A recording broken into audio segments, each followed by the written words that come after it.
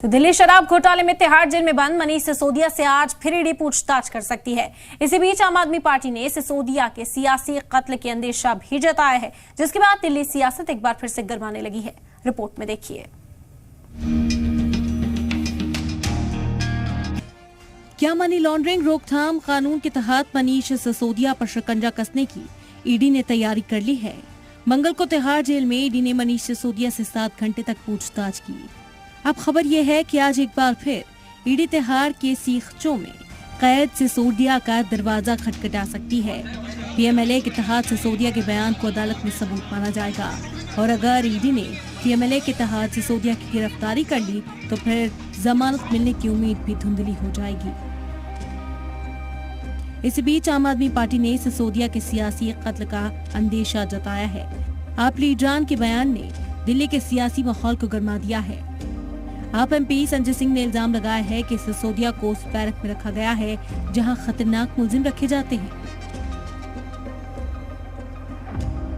एक तरफ मनीष सिसोदिया है जिनके घर पर कुछ भी बरामद नहीं हुआ और उनको आप खूंखार कैदियों के बीच में रखे हुए हैं, उनकी हत्या कराने की साजिश करा रहे हैं। कुछ ऐसा ही इल्जाम पार्टी लीडर सौरभ भारद्वाज ने भी लगाया। आम आदमी पार्टी के इस इल्जाम पर बीजेपी ने पलटवार किया। पार्टी एमपी मनोज तिवारी ने आपके दावे पर उल्टा उसी को घेर लिया और पूछ लिया कि जब तिहाड़ जेल दिल्ली सरकार के तहत आता है तो सिसोदिया की जान का खतरा कैसे हो सकता है। क्या सीएम केजरीवाल मनीष सिसोदिया के खिलाफ कोई साजिश रच रहे हैं? मनीष सिसोदिया जी केंद्र सरकार के षड्यंत्रों के कारण जेल में हैं और ये पता चल रहा है कि उनको किसी षड्यंत्र के तहत तिहाड़ जेल की जेल नंबर 1 में रखा गया है। हमें यह भी पता चला है कि इस तरीके के फर्स्ट टाइम अंडर ट्रायल्स को जेल नंबर 1 में नहीं रखा जाता है। जेल नंबर 1 में पूरे देश के सबसे खतरनाक, वॉयलेंट, हिंसक अपराधी बंद हैं और उनकी हिंसा की खबरें कई बार टीवी, मीडिया और अखबारों में छपती है। क्या अरविंद केजरीवाल के राज मनीष सिसोदिया बता न दें, इसलिए मनीष सिसोदिया को सही में उनको जान से मारने की या उनको नुकसान करने की अरविंद केजरीवाल की कुछ साजिश चल रही है और माहौल यूं बनाया जा रहा है जैसे भारतीय जनता पार्टी से खतरा है उनको। हालांकि तिहाड़ इंतजामिया ने साफ कर दिया है कि जेल नंबर 1 में कम कैदी हैं, जिसकी वजह से मनीष सिसोदिया को वहां रखा गया है। सिसोदिया के साथ बंद कोई भी कैदी गैंगस्टर नहीं है। Bureau report, Zee media.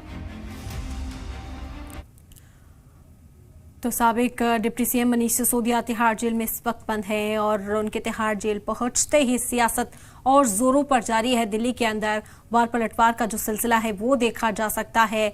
आम आदमी पार्टी और बीजेपी लगातार एक दूसरे को घेरती हुई नजर आ रही हैं। अब आम आदमी पार्टी की ओर से इल्जाम लगाया गया कि खूंखार मुजरिम जो तिहाड़ जेल में बंद है उनके साथ मनीष सिसोदिया को रखा गया है, उनका कत्ल कराने की साजिश बीजेपी की ओर से रची जा रही है। लेकिन बीजेपी ने भी पलटवार किया, वक्त नहीं लगा। बीजेपी की ओर से कहा गया कि तिहाड़ जेल तो दिल्ली सरकार के अंडर आती है। ऐसे में ये सवाल आखिर आम आदमी पार्टी कैसे उठा सकती है? या फिर आतिशी या सौरभ भारद्वाज में बांटा जाता है, क्योंकि शिक्षा के लिए केजरीवाल सरकार जानी जाती है।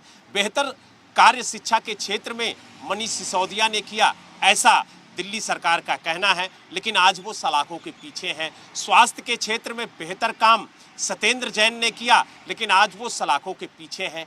तो 2 महत्वपूर्ण विभाग ये ऐसे हैं जिनको लेकर के केजरीवाल सरकार लगातार चर्चा में रहती है। तो ऐसे में स्वास्थ्य और शिक्षा ये दोनों विभाग किनको दिए जाएंगे, ये सबसे बड़ा महत्वपूर्ण सवाल है। क्या सौरभ भारद्वाज और आतिशी पर केजरीवाल भरोसा जताते हुए इन दोनों विभागों को बांटेंगे या फिर राजकुमार आनंद के पास ही ये दोनों विभाग रहेंगे। और सवाल ये भी है कि अगर आतिशी को शिक्षा विभाग दिया जाता है तो जिस तरीके से मनीष सिसोदिया ने शिक्षा के क्षेत्र में दिल्ली में काम किया है, क्या उसी तरीके से आतिशी उस काम को आगे बढ़ा पाएंगी? और सबसे बड़ी बात यह है कि जिस तरीके से मोहल्ला क्लिनिक के जरिए दिल्ली सरकार ने गरीब, वंचित, शोषित लोगों को बेहतर स्वास्थ्य सुविधा मुहैया कराई है, वो मिशन आगे इसी तरीके से बढ़ता रहेगा अगर जो स्वास्थ्य विभाग है वो सौरभ भारद्वाज को दिया जाता है। तो कई ऐसे सवाल हैं, लेकिन देखने वाली बात ये होगी कि आखिरकार केजरीवाल जी किस पर भरोसा जताते हैं, क्योंकि 2-3 विभाग ऐसे हैं जो बेहद महत्वपूर्ण हैं। अभी कुछ ही दिन में बजट पेश होना है। ऐसे में जो वित्त मंत्रालय है वो कैलाश गहलोत को दिया गया है और माना जा रहा है कि 17 मार्च से बजट सत्र बुलाया गया है। तो ऐसे में जो बजट है सदन के अंदर वो कैलाश गहलोत पेश करेंगे। उनके भी पास गृह विभाग भी है, उनके पास पावर विभाग भी है, उनके पास पीडब्ल्यू विभाग भी है। तो ऐसे में कई महत्वपूर्ण विभाग इन मंत्रियों के पास हैं। तो ऐसे में उन विभागों का क्या बंटवारा होगा, और अगर बंटवारा होता है तो कौन कौन से ऐसे विभाग हैं जो आतिशी और सौरभ भारद्वाज को दिए जा सकते हैं? जी जी, मीडिया नुमाइंदा तमाम जानकारी यहां पर साझा करते हुए, क्योंकि मनीष सिसोदिया इस वक्त तिहाड़ जेल में बंद है, उन्होंने इस्तीफा दिया, अरविंद केजरीवाल ने उसे मंजूर कर लिया। अब जिम्मेदारी किसके कंधों पर दी जाए, इस पर सभी की निगाहें टिकी हैं। हालांकि कैबिनेट में जगह आतिशी और सौरभ भारद्वाज को दी गई है, लेकिन महकमों का बंटवारा अब तक नहीं किया गया और लगातार चर्चा इसी बात पर की जा रही है कि जो वजारत तालीम है वो किसे सौंपी जाए। वजारत सेहत जो सत्येंद्र जैन के पास थी, क्योंकि मनीष सिसोदिया के साथ सत्येंद्र जैन ने भी इस्तीफा दे दिया अपने ओहदे से, जिसे मंजूर किया केजरीवाल ने। अब सवाल बड़ा यही है कि सेहत महकमा हो या वजारत तालीम हो, किसे सौंपी जाएगी, किसे अहल माना जाएगा इस जिम्मेदारी को निभाने के लिए। मनीष सिसोदिया जब सीबीआई दफ्तर पहुंचे थे, उससे पहले वो दिल्ली का बजट बना रहे थे। इस हवाले को लेकर चलते हुए मनीष सिसोदिया ने कई बार तारीखों को आगे भी करवाया था। अब बजट पेश करने का जब वक्त है, क्योंकि बतौर फाइनेंस मिनिस्टर भी मनीष सिसोदिया अपनी जिम्मेदारियों को अदा कर रहे थे, इस वजह से अब सवाल ये भी है कि आखिर बजट कौन पेश करेगा। कैलाश गहलोत को इजाफी चार्ज फिलहाल तो दिया गया है, लेकिन क्या वो असेंबली के अंदर बजट पेश करते हुए भी नजर आएंगे? अरविंद केजरीवाल अपनी पूरी कैबिनेट के साथ फिलहाल इन तमाम नुकात पर चर्चा करते हुए दिखाई दे रहे हैं। अब बड़ा फैसला क्या लिया जाता है, किस तरह से बंटवारा होगा कामकाज का, ताकि जो काम चल रहा था, एक ट्रैक जो बना हुआ था आम आदमी पार्टी का, उससे न भटके, इसका भी खास ख्याल रखते हुए तमाम जो वुज़रा हैं आम आदमी पार्टी के दिल्ली सरकार के, वो इस वक्त नजर आ रहे हैं। तो ये खबर बेहद अहम है कि आज मनीष सिसोदिया से पूछताछ करने के लिए ईडी की टीम तिहाड़ जेल पहुंच सकती है।